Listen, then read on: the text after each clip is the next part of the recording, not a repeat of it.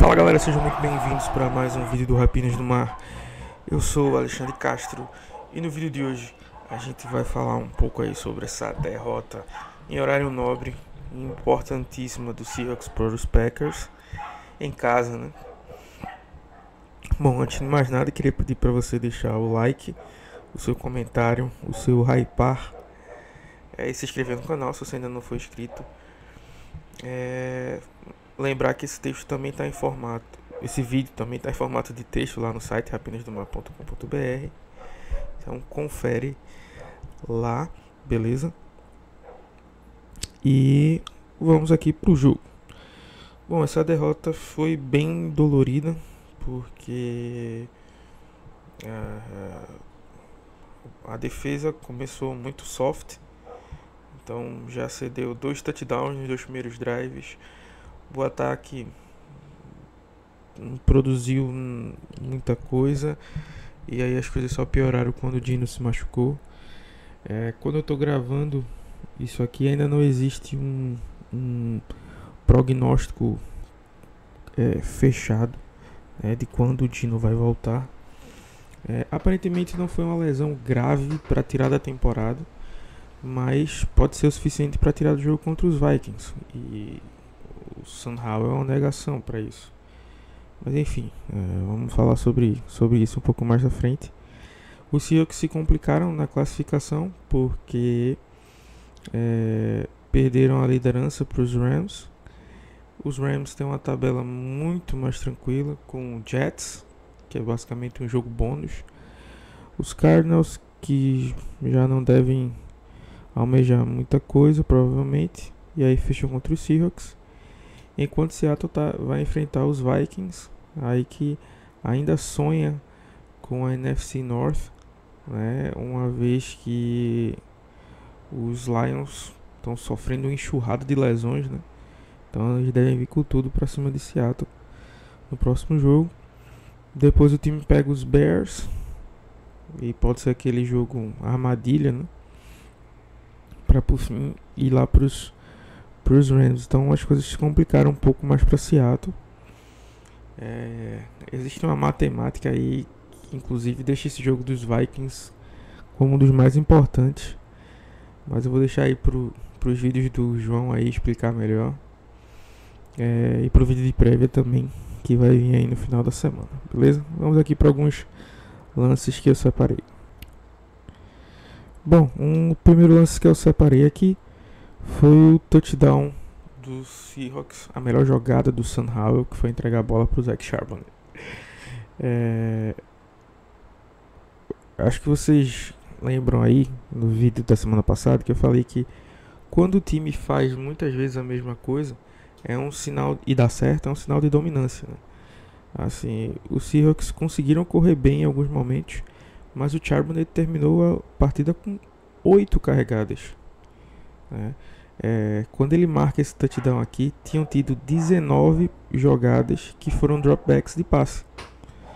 Então assim, o Ryan Grubb não deve voltar para Seattle no ano que vem. É muito difícil. Sempre tem que se achar um culpado, né? E aí vai acabar caindo na conta dele, que realmente tem culpa. Os Seahawks chamaram uma corrida que a gente chama de bug sweep. Eles mandam 2 pullers, que o Sandel e o Laumia. Precisa ter um hinge block. O que é o hinge block? O tight end não precisa, aqui no caso no offense, não precisa empurrar o cara lá para baixo, como fosse um drive block ou um down block. Ele simplesmente tem que fazer uma parede e impedir que o cara passe, né, para a lane de corrida, né? Então aqui vai começar. Aí o Fent faz o hinge block, o Abraham Lucas faz o hinge block. Olha como é a técnica, ó. Ele ultrapassa o jogador e simplesmente tenta fechar o caminho. Ele não precisa estar empurrando o cara já para trás. E aí o Jalen Sandel e o Laumia O Almeida fez a leitura certa, o Sandel já identificou Xavier McKinney no segundo nível, fez o bloqueio, o Charbonnet leu corretamente e correu para um touchdown aí na ausência do Kenneth Walker. E por falar em ausência, a gente também perdeu o Oluolu com uma lesão no joelho, aparentemente, também sem detalhes até o momento que eu gravo. E aí o Jalen Sandel, que foi uma surpresa, né, entre os jogadores, né, que ficaram entre os 53, teve que assumir, né, ele já tinha tido alguns snaps como OL adicional ali, mas isso aí foram os primeiros snaps dele como center, e eu te falo que eu gostei, não cedeu nenhuma pressão, aqui ó, um bom run block dele, ó, tirou o jogador, o defensor da jogada, abriu espaço aqui pro Charbonnet avançar. Como eu falei, não cedeu pressões. Teve um snap ou outro com erro de cadência, o que é normal para um center reserva que não treina com SOL e nem treinava com Dino. Mas assim, foi um bom jogo dele para quem entrou aí na fogueira, né, como se diz. Aqui no ataque, uma das poucas vezes que a gente avançou bem, um erro de cobertura dos Vikings, mas o que acontece? É um erro causado pelo ataque de Seattle. O DK é basicamente um imã aqui, ó, e tem 3. Ele é uma ameaça tão forte que tem 3 jogadores de olho nele. Eles se complicam e deixam o Indigba, o JSN, né, passar. E aí, um grande avanço aqui para Seattle. O Tariq Woolen, agora começar a falar das coisas ruins, que foram a maior parte do jogo. O Tariq Woolen fez uma partida péssima. E ele foi tão ruim que até quando ele não quis, ele atrapalhou o time. Por exemplo, nessa jogada aqui, que foi o TD que matou o jogo, ele meio que atrapalha o Devon Witherspoon na cobertura. E é o suficiente para ter um mínimo de espaço para esse passe para o Romeo Doubs entrar. Foi um baita passe do Jordan Love, uma baita recepção, mas até sem querer o Ulen atrapalhou, né? Aqui ele está aqui, no topo da tela, mais um snap ruim dele. Se vocês voltarem aí pro vídeo dos Jets, eu acho, pro vídeo dos Cardinals, pro vídeo dos Bills, você vai ver com certa frequência isso acontecendo aqui com o Ulen. Ele tá na linha de scrimmage, ele tá em posição de fazer o press. O que é esse press? É quando você marca o wide receiver bem próximo. Ou seja, você vai atrapalhar o release, né, a saída dele da rota. Só que o que é que o Ulen faz? No caso, o que ele não faz? Ele deveria tentar fazer o bump aqui, ó, que é encostar ou dar esse empurrão na linha de scrimmage, que ainda é permitido, né? Mas ele é meio preguiçoso, assim, meio displicente. E aqui, ó, ele já tem uma distância considerável na rota, mesmo o Ulen sendo absurdamente rápido. E aí o Jordan Love faz o passe, e aí o Ulen já está todo perdido e faz a falta. Detalhe que assim, os Packers tinham desperdiçado tempo, acho que numa jogada antes ou duas. Então assim, se eles tivessem economizado coisa de 5 segundos nesses snaps anteriores, essa falta dele aqui, né, poderia ter transformado a jogada num touchdown. Aqui foi o touchdown que ele cedeu. Ele está alinhado aqui em cima. Aparentemente o Seahawks numa cover run. Quando eu assisti ao vivo, olha o Terrace Knight. É um ângulo parecido com esse aqui. Eu pensei que o Knight ia ter a chance de fazer a interceptação, mas esse motion aqui do Reed tira ele pronto. Esse passo a mais que ele deu aqui foi o suficiente para criar a janela. E aí O Ulen mais uma vez perdeu no release, né? Ó, ele tenta fazer o bump e aí o Dobbs não atrapalha em nada a rota dele. Ele faz a recepção. O Ulen tem quase 5 jardas encostando no jogador e não consegue fazer o tackle, né? Então assim, o Ulen tá 3 anos na liga e ainda não aprendeu a taclear, né? Lembrando sempre que ele era wide receiver, mudou nos 2 últimos anos antes de ir pro draft. Então tem toda essa questão. Aqui o passe bem ruim do Dino antes dele ser interceptado. Olha o erro de leitura aqui. Primeiramente, se ele quisesse mandar um laser aqui no Lockett, ok, faria mais sentido. O passe para o Indigba poderia ser aqui em profundidade, mas tinha um risco desse safety reagir bem. E ele tentou fazer um back shoulder, né? Só que aí o passe tinha que ser mais no cantinho. Percebam que a pressão não chegou e ainda era uma segunda descida, então assim, não tinha para que estar desesperado.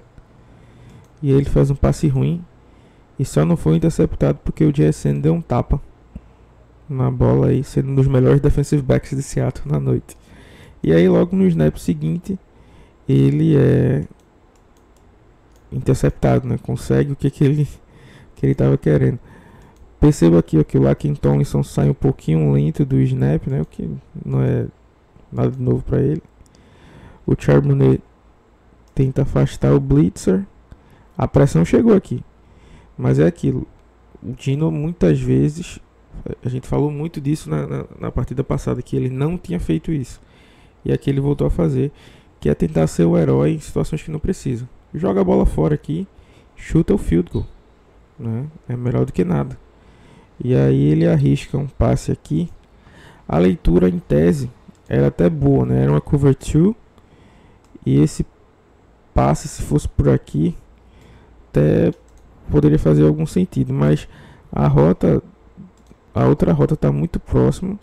E o passe ficou pendurado que o Valentine teve tempo de sair da rota de que ele estava marcando e ajudar o seu companheiro fazendo a interceptação, né? Tirou aí mais 3 pontos de Seattle. Na conta final não faz muita diferença, mas assim, para o momento no jogo, né, era bem importante ter marcado esses 3 pontos. E aí entra o Sam Howell, depois da lesão do Dino. Vocês sabem que eu não sou um fã do Dino, acho que vocês já perceberam aí nos vídeos e nos artigos. Quem bate papo comigo aí nas redes sociais também. Mas eu entendo se você quer defender o Dino aí, se você acha que eu fui muito duro em alguma crítica.